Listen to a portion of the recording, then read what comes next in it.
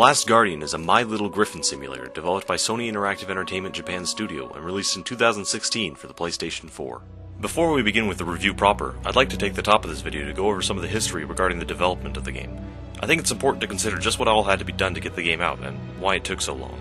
One of the catalytic thoughts director Fumito Ueda had when he conceived the idea for Ico was simply the thought of a small boy holding hands with a taller girl, and he used that visual to inspire the direction of the game.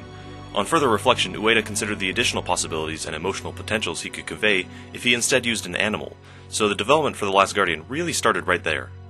It wasn't until 2005 when the idea for the game was officially introduced under the working title Project Trico.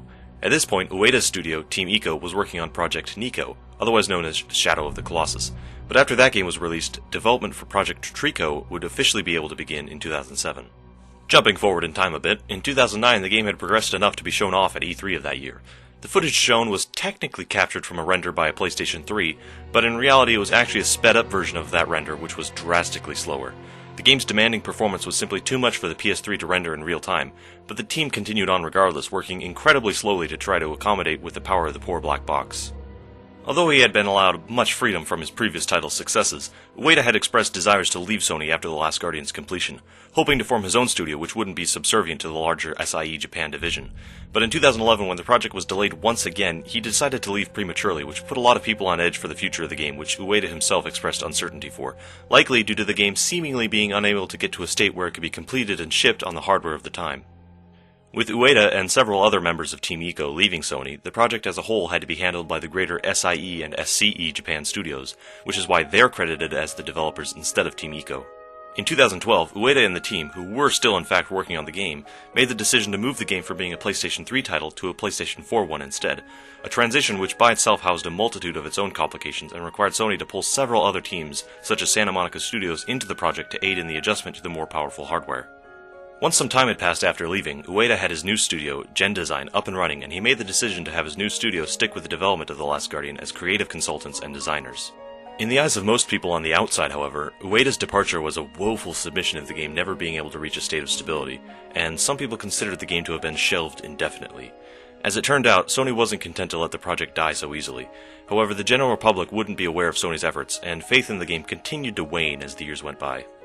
In fact, in 2015, Sony failed to renew their trademark for the Last Guardian title, and some of the last vestiges of hope had died with it. Sony eventually did renew the title, however, stating it was simply a mishap on their part, but at this point most people were no longer paying much attention.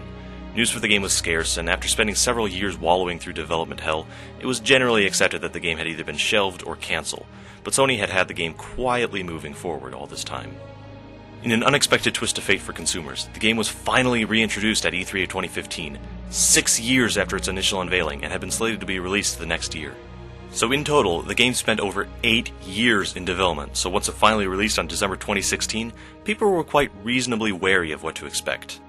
Development hell is often seen as the kiss of death for most games, and even the ones that make it out rarely ever do so unscathed. So people were rightfully concerned whether or not the game could live up to the long wait and immense expectations. On a personal note, I have to admit, it was a very surreal experience seeing the commercials for it, and then eventually putting the game in my console and seeing it start up for the first time.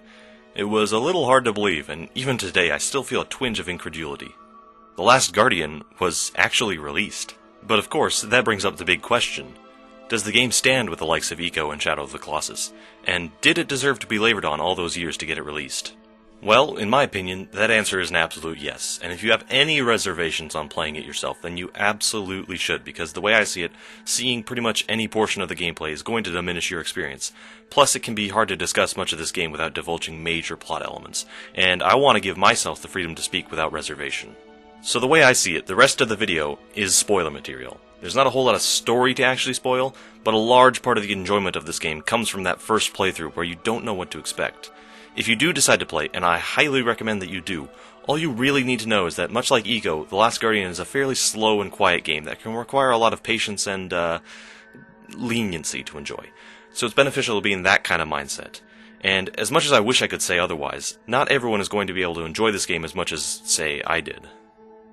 On the gameplay side of things, I also recommend not standing on Trico's head unless you need to use it to reach something, because it just whips around too much and can make some serious confusion for your directional commands. So the back is a much more preferred place to ride Trico. And if you try to spam commands, it'll just confuse Trico, so issue a command that'll allow ample time to watch for the response. I also hope that you don't have a fear of heights, because although visually impressive, you could crush a coal into diamonds with the tension of a few particular scenes. Those are my quick starter tips, so if you want to play, stop the video right now and go have some fun. But anyway, with that history lesson and the warning out of the way, it's finally time to begin the review itself.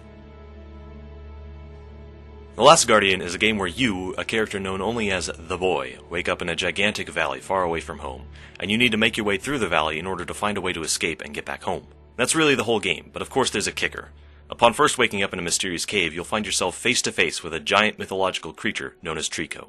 Trico is the name of an American company that manufactures windshield wipers, but on a more related note, the Japanese pronunciation, Toriko, roughly translates to prisoner or captivity in English, and is also a sort of portmanteau that combines tori and neko, the Japanese words for bird and cat respectively. Visually, Trico shares characteristics with both of these animals, including a few others like a dog and cow, and apart from being the name of the beast, Trico is also the name of the entire species which Trico belongs to, sort of like naming your dog, Dog. Anyway, Trico, seeming to be in as troubling a bind as you, is at first hostile to your presence, but after helping each other out a bit, you'll eventually become inseparable traveling buddies, using each other's strengths and abilities to help the other in traversing the ruins. However, during your travels, some malevolent force attempts to apprehend the boy by sending hollow armor soldiers and eventually other Trico to capture him, similar to the shadow creatures attempting to capture Yorda and Nico, only this time the roles seem to be flipped. So Trico and the boy must work together to keep each other safe and attempt to find a way out of the valley together, and that's the gist of the game. In my last video, I tried, a bit poorly admittedly, to explain the value of using games to deliver unique experiences only possible through the medium, and where Lollipop Chainsaw was focused on crazy, stupid fun, The Last Guardian uses itself to deliver more emotional vibes. I'm not saying it'll bring you to tears or anything, I mean, it might, but everything about Trico, the world you inhabit, the way you move through the environment, are all used to create this connection between you, this beast, and the world. A more cynical person might say that Trico is just a manipulation of us as humans and our propensity to form an emotional bond with things that we're convinced that they have some sort of personality or are capable of thought. I mean, some people marry buildings for crying out loud, and it's often because they construct this idea in their head that it's capable of reciprocating human emotion. So when you've got this jumble of textures and polygons in the rough shape of a bird, dog, cat thing, and it's portrayed to have some form of intelligence, then that automatically triggers a response from our brain to see it as more of a living thing rather than the massive code that it is, right? So is the game just preying off this connection our brains are hardwired to make in order to trick us into reasoning with our hearts instead of approaching it more rationally? Well, personally, I don't know anyone who could be fooled into caring about a video game character so much that they lose their sense of reality. It's meant to tug at your heartstrings, not rip it out of your chest and take it out for a walk. So no, I don't believe there's anything nefarious going on there. I think people are owed a lot more credit in their ability to make distinction between reality and fiction. But following that train of thought, that kind of cynicism may have you question whether or not it's acceptable to deceive people in that manner, or if it could lead to some disconnect between future artificial intelligences and human interaction. So I think it's okay to think ahead like that, but I'd also argue that even with an emotional attraction, you're not likely to actually conclude that because it looks and sounds real that it is, or that its sheer believability could blind you from an absent quality elsewhere. There's a bunch of tangential threads you could discuss from this topic alone, and it's a strong indication of how Team Ico's games can introduce these sort of peripheral subjects that you may think about while you play or afterward. The believability of Trico goes a long way to immersing the player into the world of The Last Guardian, and it could be argued that almost everything in the game is designed specifically to create and strengthen the bond you feel with the creature, and feeling that bond contextualized through gameplay is the strength of the game itself. To help illustrate this point, let's go through a bit of the game and I'll highlight some of these methods used to create that effect. The beginning of the game opens with Trico being quite hostile to the boy, even going so far as to buck him off and knock him out. Twice. But even in the face of this enormous and threatening mystery, the boy exudes brave compassion, and once all spears are removed, armor disconnected, and properly fed, Trico begins to drop its hostility and treat the boy with more curiosity and decides to follow him around. At this point in the game, there's very little connection between the characters, but their positions already seem to be on more equal levels. Trico's size and destructive potential being little more than a slight interference and already being disregarded in favor of their mutual utility. It's this early area where we find a strange mirror which can summon lightning from Trico's tail, though it will soon be lost and won't appear until near the end of the game. The boy decides to help out Trico, seemingly out of pity or sympathy, or simply because they just both happen to be in the same situation together. It can be seen that Trico acts peaceably only under the condition that the boy will give it more food. This is evidenced by Trico's hesitance to jump into the water until baited in with some food. And then at the very end of the game, we see other Trico serve the final boss, the Master of the Valley, at least partially for the reward of food. The boy also doesn't seem to really care for Trico all that much, having no troubles parting way with the beast, and even expressing some annoyance when it manages to continue following him. Eventually their relationship becomes more reciprocal as the boy is able to continue to feed the beast, and Trico is able to carry the boy across large gaps. Later the boy is capable of dismissing the glass eye portraits which entrance Trico, and Trico is able to destroy the living armors which attempt to apprehend the boy, which in turn can lead to the boy calming the beast down and removing weapons stuck in its sides. Lots of back and forth going on there. Both parties benefit from their continued relationship, and through their mutual benefit to each other, they're able to create more emotional bonds. One can express concern when the other is hurt or distressed, and they'll eventually begin to trust each other more and more. Eventually, Trico will mimic the actions that the boy performs, and is thus able to understand commands from the boy, and will walk, jump, stomp, or glide at the behest of the boy. Where before Trico had to be baited to jump into some water, it will now leap in as many times as desired simply by being called for. Likewise, the boy will attempt jumps which are beyond his ability, and trust Trico's ability to catch him. Of course, the most interesting part of this particular scene is that it isn't the boy that's trusting Trico, it's the player, since after all it's up to them to make the leap of faith. Trico of course does its part by leaning over the gap, and this also highlights the great attention to make Trico's intentions easily readable. There are obvious examples like when its eyes light up yellow when it spots food, and more subtle cues such as its ear flicks, the type of whine it makes, its facial expression, or their preparatory stance before a jump.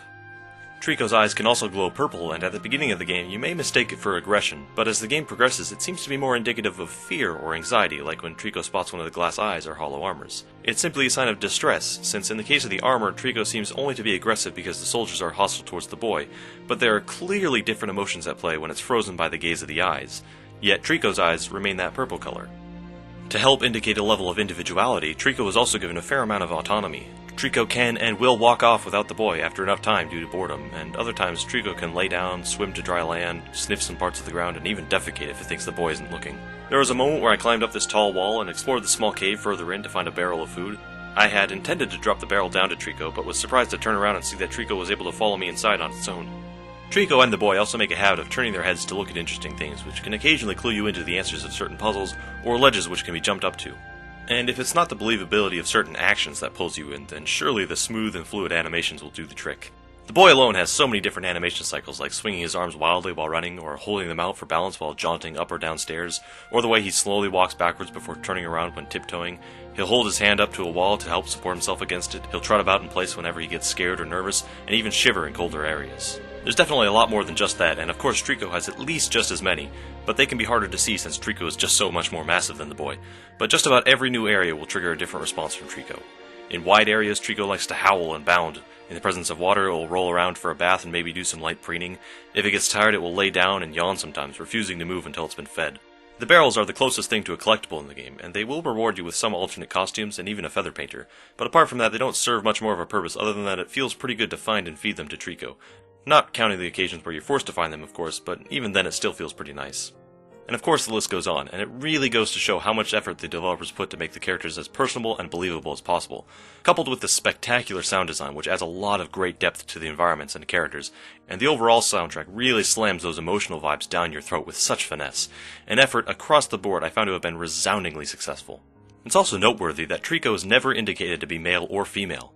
This is likely to be a very intentional design decision so that the player can infer or decide which gender resonates with themselves the strongest. Personally, I find Trico's puppy-like clumsiness and general playful attitude to resemble masculine traits, so I typically consider Trico to be more like a boy, but I can just as easily see how someone may interpret Trico's aggression towards enemies, general protective qualities, and lithe acrobatic prowess to be more motherly and feminine. You can tell Trico was carefully balanced with traits on both ends of the spectrum to portray ambiguity regarding its gender. It really is up to the player to decide themselves, which makes whatever feelings you have towards Trico that much more impactful, since the beast can assume whichever role you decide to recognize the most. The game is remarkably effective at blurring those lines between you sitting on your couch and this nameless boy wandering these ruins, and it isn't just the characters that inhabit the world that work to achieve this, but it's also aided in large part by the world itself. See, you're only given a surface layer view on any lore or history in the world of The Last Guardian. You're not going to uncover some grand legend or prophecy, and there are barely enough clues to even conceive any potential theories. The entire events are simply your attempts to escape the valley and return home, and all the things you see or encounter are only incidentally happened upon by Trico and the boy, with no further context given. This goes along with the minimalistic themes that Team Ico's games are known for. You can't really be distracted by piecing together any sort of history.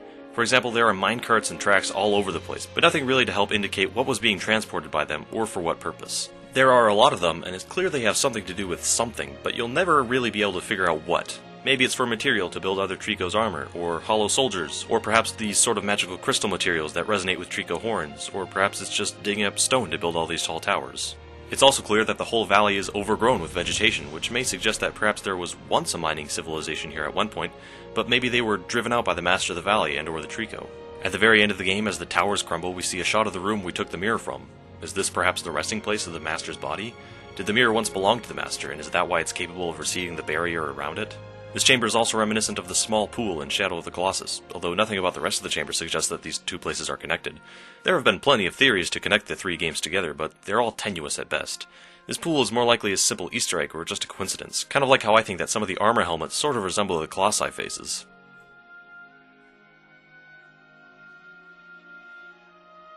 The few moments you spend inside Trico are the only moments where the brief backstory elements are actually shown, perhaps due to some insight you gain by being inside of Trico for some reason. Perhaps Trico being electrocuted on the way back to the valley is the reason why it can summon electricity from its tail and the others can't. Perhaps this is also why Trico can resist the influence of the Master, since it's the lightning that ultimately defeats it, or perhaps the Master just forsakes Trico. Or perhaps Trico's horns being broken broke some kind of connection with the Master. You'll notice I used the word perhaps a lot just then. You can easily see that in every area of the world and story there's attention given to form some semblance of history or plot to make it feel real, which you can use to surmise a handful of basic theories, but never quite enough information to get you thinking too hard about it or come up with anything conclusive. Put simply, your immersion isn't likely to be ruined because the physical locations, geography, or story don't make sense, even if they seem completely alien to you. The worst case of that happening would be when you can see obvious handholds or vines along the sides of walls, which can make it pretty obvious what you'll be doing next and remind you that you're still playing a game. But for every time something like that occurs, I find there are just as many instances of those paths being camouflaged perfectly with the rest of the area. Sometimes so well that it can take several minutes just to find them, like this part where you have to drag Trico's tail down this hole in the floor to reach the area hidden underneath. There are instances where you think you know the answer, but you may spend a lot of time getting Trico to do what you ask, and it can be understandably frustrating to spend a lot of time trying to do something that doesn't actually work without realizing it, or suddenly does work seemingly out of nowhere. Some paths forward are insultingly obvious, like the painted blue tiles on the floor, while other times they can be frustratingly imperceptible. Then there are those moments where you know the solution, but the game's scripting doesn't always execute properly. Like this part where I'm supposed to climb up Trico's tail, but it gets caught on something and I have to tediously try to get Trico to adjust enough for the rest of the tail to fall down. And I don't have any footage of it, but sometimes during these scripted events where Trico is supposed to catch you, it can just miss entirely and will lead to your death. It's these little moments that can really take you out of the game, and at worst put you in the mindset that just wants to get this over with already, or flat out quit. It seems like members of the development or publishing team thought the same thing, because I've seen these events happen to others more than a couple times. And it's because of all these rough edges that you can see why a game like this may need an extra long development period to shave them off. And even with all the time the game spent in development, it probably could have benefited from a bit more time to iron out some of these issues. A lot of times with games, though, when you fix one problem, 6 more pop up in its place. So with the game in development for 8 years and in a mostly serviceable position, you can understand why a publisher may have wanted to just get the game out the door already and free up the developers to work on something else for a change. And while I still think that The Last Guardian is a damn fine game, it has by far the most flaws, which are much more glaringly obvious than anything in either Eco or Shadow of the Colossus. That's part of why having the just get it over with mentality is so dangerous, because the game, like most games, isn't necessarily meant to be beaten. It's meant to be played. But there are further issues that can make it difficult for a player to enjoy the game on its own merits. The frame rate, for instance, can take a nosedive at certain periods, particularly outdoor segments, and there's an inherent irritation a player will feel when a game they're playing just can't run smoothly. From what I hear, the PS4 Pro has far less egregious dips, but it really should have been able to run properly on whatever console they released it on, including the standard PS4. Team Eco games are often famous for their technological feats. Eco was a pioneer of bloom lighting, cloth physics, and AI among others. Shadow of the Colossus had near one-to-one collision mapping on each of the Colossi, and The Last Guardian brings a remarkably believable AI companion, enhanced bloom implementation, and a physics simulation which on Trico is able to act on each individual feather independently. And all that's cool as hell, but still the hardware, even after being lifted up a console generation, which had been done successfully before in the case of Eco, struggled to keep up with the demanding performance. Further frustration may ensue when wrestling with the game's camera. Areas are often tight and cramped, which are open enough for the boy, but can be a nightmare to look around once Trico joins the picture. Clipping inside of a wall will cause the camera to attempt to fade to a more viewable angle, but has a tendency to be in such a position that it will rapidly shift ineffectively until it can be freed from the tight constraints somehow. The camera always tends to focus on Trico's head after a short idle time, ideally to form a more cinematic frame, but often the player will be wrenching the camera elsewhere in order to get a more visual angle on their objective, and continuously fight as the camera attempts to pan back over towards Trico. Looking back, it makes those predetermined camera angles all throughout Eco seem like a much more reasonable solution. But since people these days expect a free controlling camera, you can see the myriad troubles the team had to go through to try to keep their cinematic aspect of their game present, while also giving a large degree of control to the player. Unfortunately, the compromises they tried to make didn't seem to work out very well in the end product. It's especially questionable when you take into account that there's already a dedicated button used to focus on Trico's head. And speaking of Eco, which had absolutely no HUD or UI elements and trusted the player to discover which buttons did what on their own, The Last Guardian displays button tutorials for nearly the entire game. The Last Guardian has a bit more complicated button scheme than either Eco or Shadow of the Colossus, so a tutorial isn't anything too troubling in and of itself, but the layout is intuitive and memorable enough so as not to require any sort of reminders beyond the opening cave, which swiftly introduces movement, camera movement, jumping, climbing, crouching, sidling, carrying things, and operating levers all in this opening space. Shadow of the Colossus had a somewhat similar setup in the form of a cliff face before the first Colossus. Here the button prompts showed up for this segment alone to teach you about the climbing and movement mechanics just before the first boss, and then never again afterwards. The Last Guardian, however, continues intermittently reminding you of all the basic movement buttons all the way until the final area of the game. Much like Eco, The Last Guardian lacks any sort of HUD or UI elements to give the player a full, uninterrupted view of the scene, but the button prompts provide a constant and jarring interruption of that scene for absolutely no reason. Now, I could understand if perhaps there was a clock feature which would re-implement the button tutorials if there had been a long stretch of time between play sessions. But even if you play the entire game in one long chunk, these tutorials will always and seemingly at random times pop up to remind you of the actions you can perform. It seems like these were implemented to prevent players from getting stuck, say if they forgot they could hang from a ledge or something, but it comes off as nothing but an insult when you feel like you no longer discovered your way forward because the game told you that you could crouch here or whatever. It's such a disappointment to have these constant reminders clutter the screen with no way whatsoever to turn them off, and further to have all these troubles come from a studio which had previously handled these types of tutorials very carefully and well. The camera and button prompts wound up being the largest of my complaints, since they're just the biggest immersion breakers in a game which I otherwise feel is structured extraordinarily well. And while I'd like to move on, there's one other very common complaint that I'll address, which is that Trico will ignore or take forever to figure out certain commands. And while it is true that Trico will occasionally ignore a command because it happens to be doing something else briefly, or because sometimes the game is just specifically designed to ignore a command every now and then, I usually find this complaint to be due to user error. Sounds condescending, I know, but Trico is very receptive and responsive to the commands you issue, and I think part of the crux of the problem is that people misunderstand the use of the word command. It's not like you press the button and then thingy happens, because that's how you control the boy. You press the jump button, the boy jumps. Simple as that. But you do not control Trico. You control the boy trying to control Trico's actions. Much like in Shadow of the Colossus when riding atop aggro, you control Wander just fine, but for example when you try to turn while on the horse, Wander will tug the reins, and then after a brief moment aggro will respond to the tug and begin to turn. Likewise, aggro won't run off a cliff just because you tilt the reins in that direction. That's not an invisible wall preventing that from happening, that's just aggro choosing not to obey that command, and that's what made aggro feel so alive. So you can apply that method of consideration for Trico, who will usually make a noise or swing its head to convey to you that it heard and registered the command, but you also have to give it some time to make out exactly what you're telling it to do, and then decide whether or not it can do that. Trico will learn your actions and commands, but it's also your responsibility to watch Trico and interpret its movements and expressions.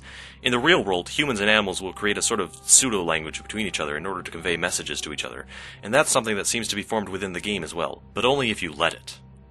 Usually, if you're patient enough, one command will do the trick, and if you just watch how Trico reacts, you can often tell pretty quickly if it's going to do it or not. Otherwise, you can just sit around and see if Trico will find the way forward by itself, and then you can just let the beast travel on its own without needing to be commanded at all.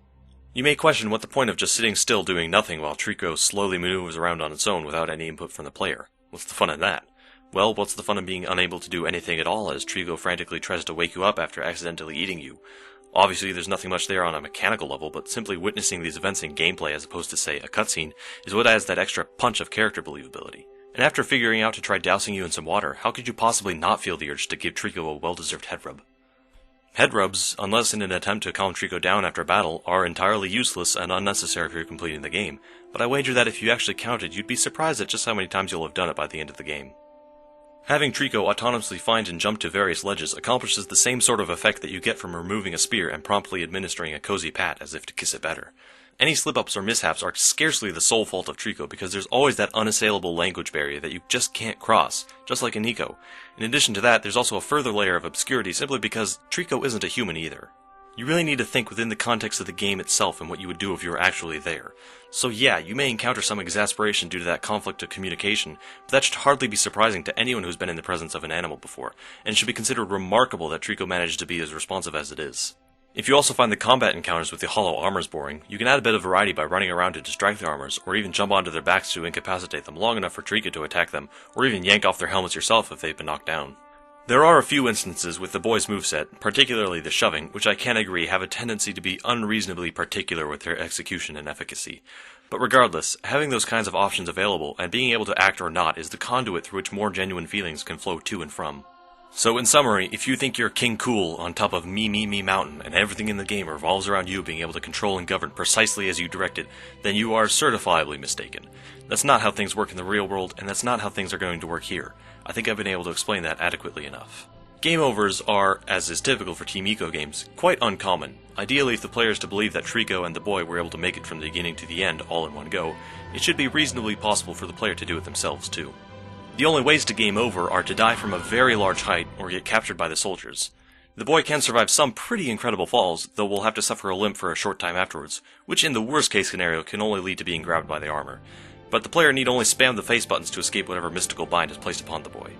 In true Team Ico fashion, there's an easy to miss transformation on the boy whenever he's either eaten by Trico or catches a rune that the armors summon, and this will cause his tattoos to grow more intricate and take over more of his body.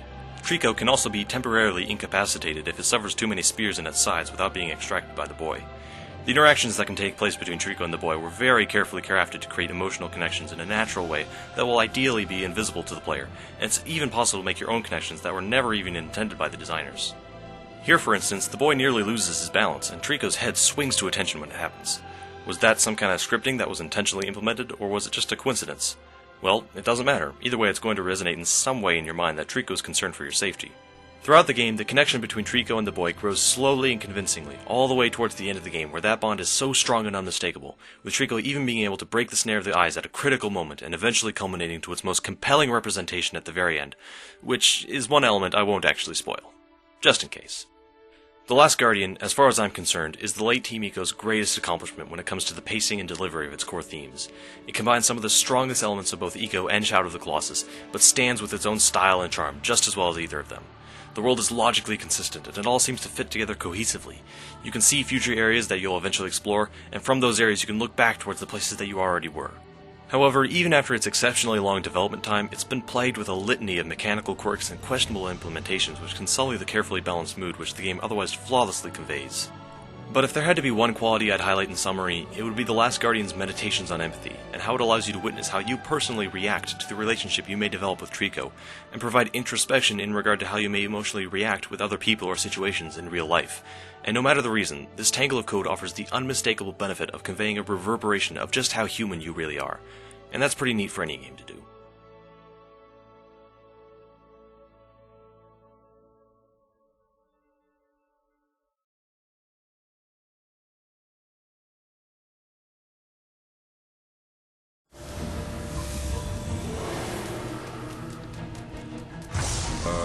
I can